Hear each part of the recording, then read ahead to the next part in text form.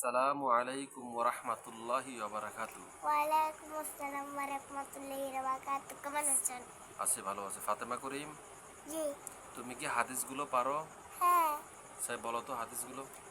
১ number হাদিস শরীফ আকলিল দিনাকা ইয়াকফিকাল আমালু কলিল।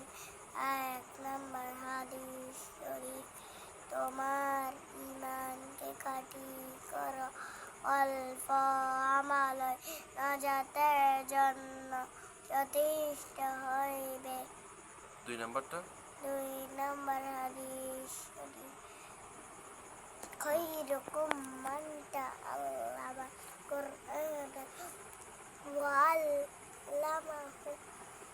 অর্থ অর্থ তোমাদের তোমাদের মধ্যে সর্বোত্তম ওই ব্যক্তি যে কোরআন মাজিদ শিক্ষা করে এবং শিক্ষা দেয়।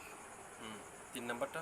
৩ নম্বর হাদিস শরীফ তলাবুল ইলমি ফরিদাতুন আলা কুল্লি মুসলিম। অর্থ অর্থ দিনে এলম শিক্ষা করা প্রত্যেক মুসলমানের উপর ফরজ। ৪ নাম্বার।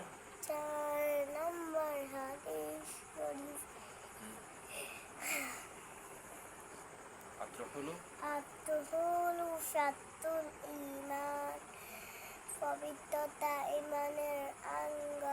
মাশাআল্লাহ, মাশাআল্লাহ, মাশাআল্লাহ। ফাতেমা করিম নিজুম পেরেছে। সবাই দোয়া করবেন ফাতেমা করিম নিজুমের জন্য।